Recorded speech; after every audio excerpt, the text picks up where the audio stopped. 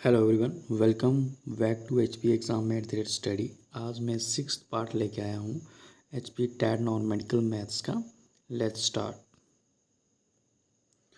आज का जो फर्स्ट क्वेश्चन रहने वाला है, the value of under root 248 plus under root 52 plus under root 144।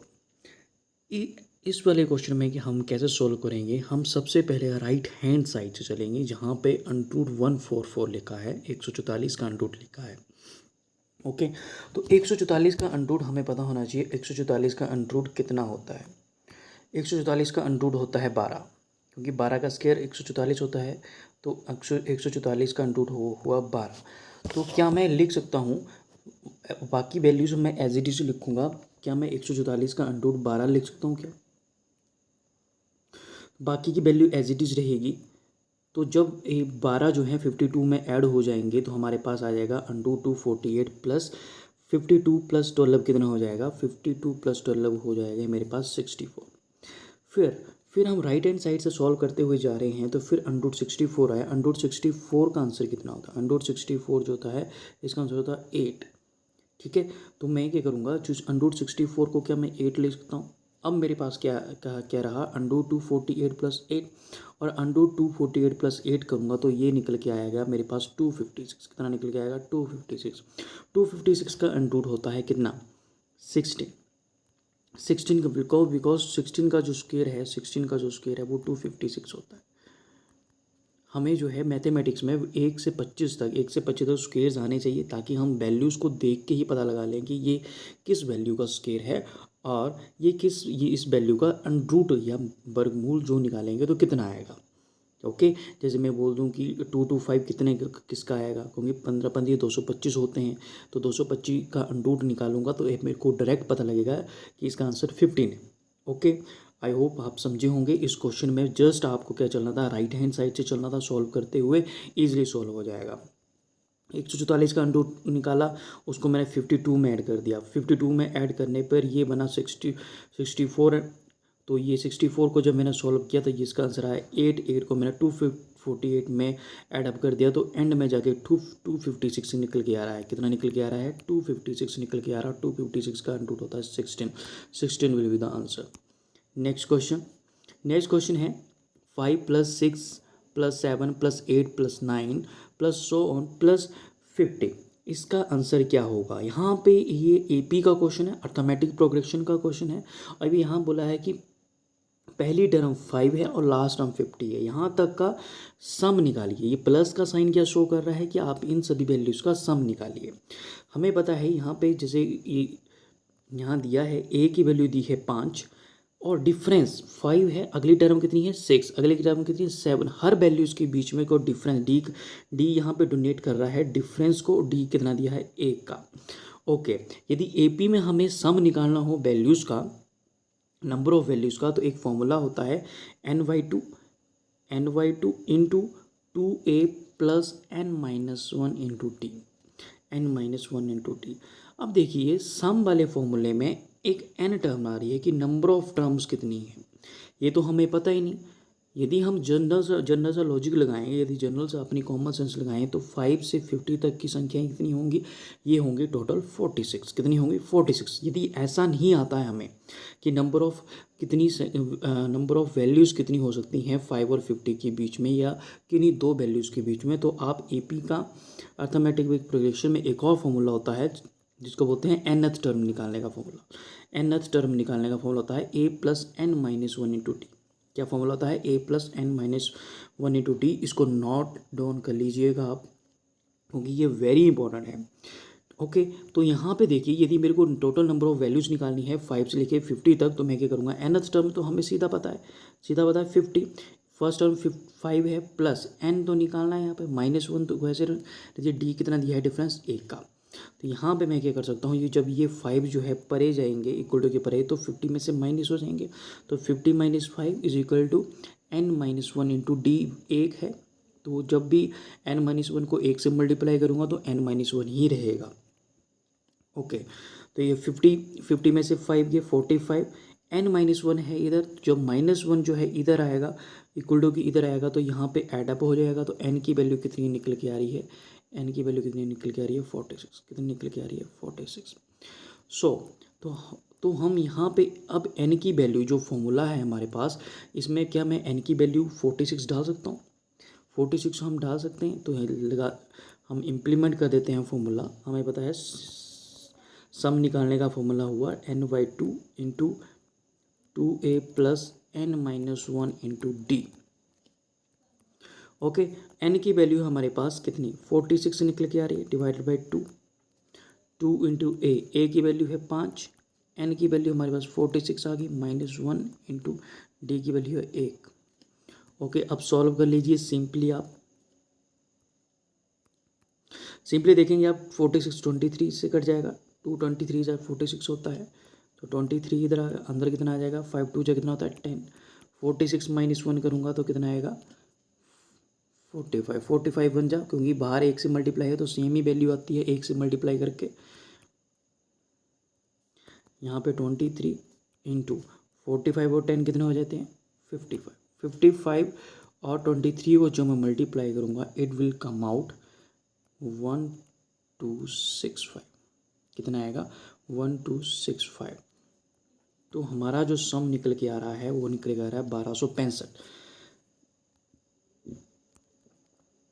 I hope आपको अंडरस्टैंड हुआ होगा। नेक्स्ट क्वेश्चन है if X and Y are directly proportional. यहाँ लिखा है कि एक्स एंड वाई जो है directly proportional and when X की वैल्यू 13 है और वाई की वैल्यू 39 है, then which of these 1 and 3, 17 and 51, 30 and 10, 6 and 18 is not a possible pair of corresponding value of x and y।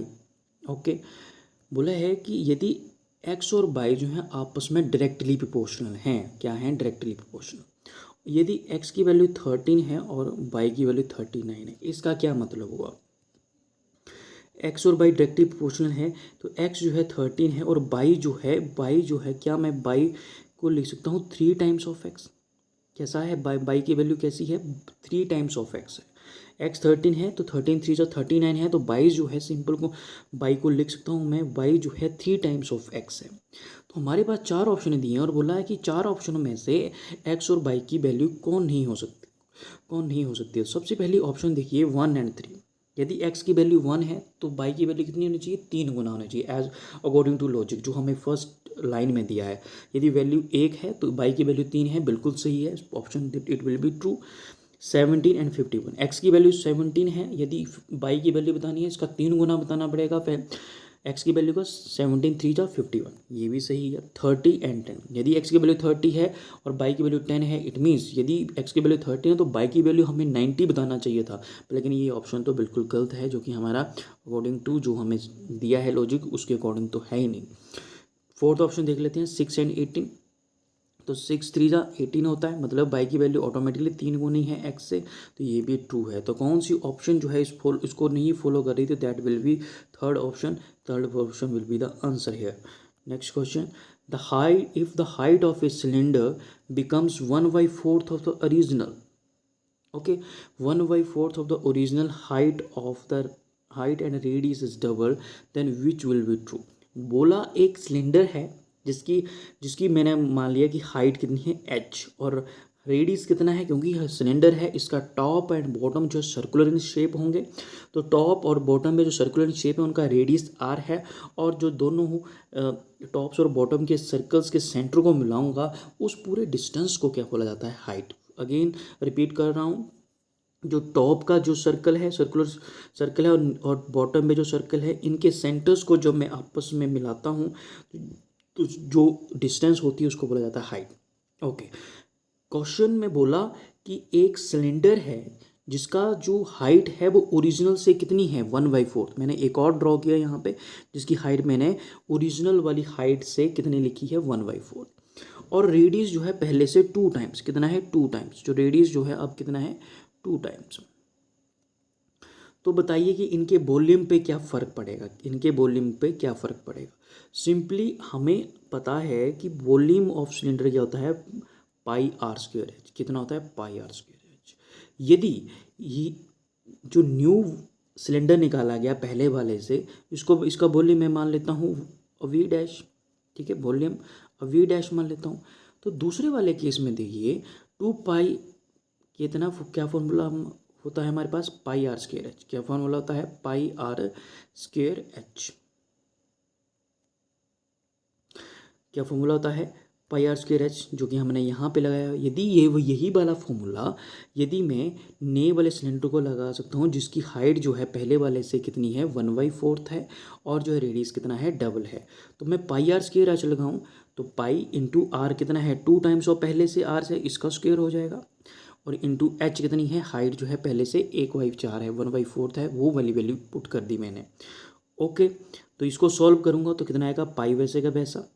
जब 2r की square है इसका क्या मतलब हुआ, 2r को 2r से multiply 2 times into h/4। Okay, यहाँ पाई 2 2 जा कितना होगा 4, ये 2 से 2 कैंसिल हो गया, तो यहाँ पे r इंटू आर को फिर से मैं आर स्केयर लिख सकता हूँ और यहाँ h से h। तो मैं देखूँगा इस पूरा कैलकुलेशन करने के बाद मेरे पास वॉल्यूम फिर से कितना वी डैश कितना निकल के आ रहा है, पाई आर स्क्वायर एच। और जो ओरिजिनल सिलेंडर था उसका वॉल्यूम भी कितना था, पाई आर स्क्वायर एच। और जब हाइट को 1/4 तो रेडियस को डबल करने के बाद भी मेरे पास पाई आर स्क्वायर एच आ रहा है, तो इट मीन्स ये क्या है, इनके वॉल्यूम क्या रहेंगे, वॉल्यूम विल रिमेन अनचेंज। इसका आंसर आएगा volume of the cylinders will remain unchanged. क्या रहेगा, अनचेंज। आई होप आप समझे होंगे। Next question, a picture hall has seats for 820 persons. कितनी, 820 पर्सन्स के लिए टोटल सीट्स, मतलब एक सिनेमा हॉल है जिसमें 820 टोटल सीट्स हैं। एक at a recent film show one user guest, एक यूज़र जो है जो कि सिनेमा यूजली जाता है उसने गेस किया कि अभी जो है इट वाज 3/4 फुल। मतलब एक पर्सन है एक्स जो कि सिनेमा हॉल में बैठा है और टोटल सीट जो है 820 लगी हैं सिनेमा हॉल्स में, और एक यूज़र जो है जो वहाँ बैठा है वो बोलता है कि 3/4 ही फुल है। ठीक है, अनदर दैट, एक और पर्सन है वाई, वो बोलता है कि इट वॉज 2/3 फुल। ये जो हॉल है, जो सिनेमा हॉल है, ये 2/3 फुल है।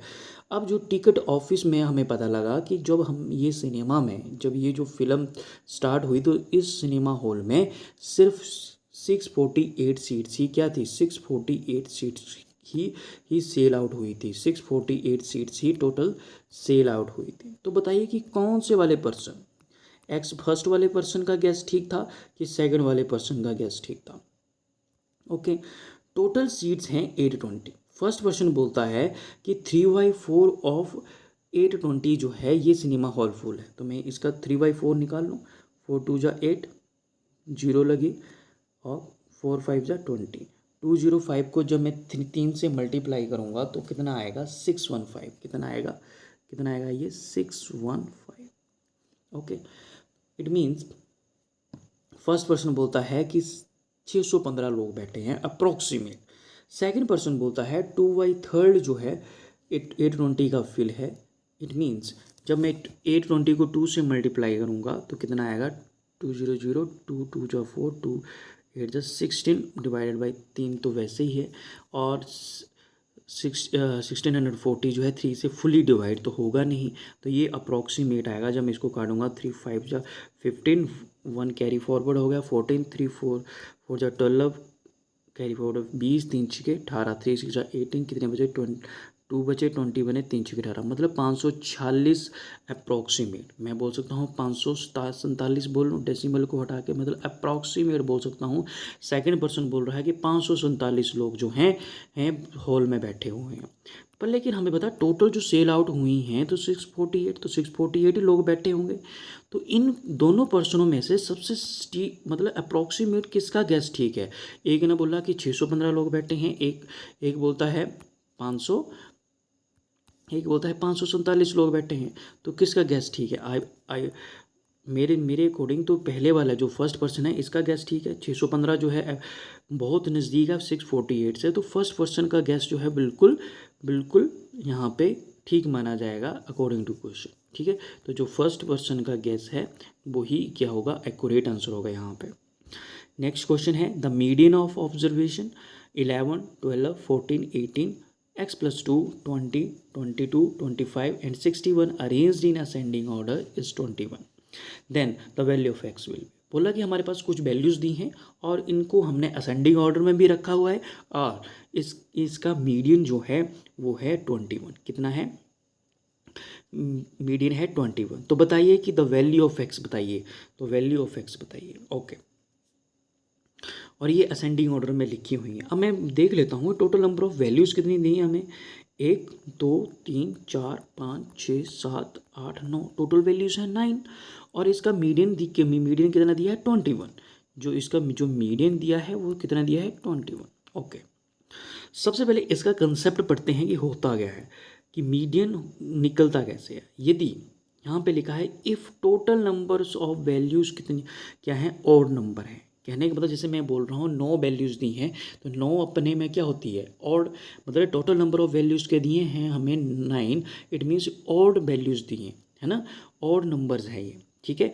तो ऑड नंबर यदि वैल्यूज़ हों तो कहने का मतलब उनका मीडियन निकलता है n+1 divided by 2, n+1 divided by 2, it means n 9, यहाँ मैं बोलूँगा 9+1 divided by 2, it means 10 it means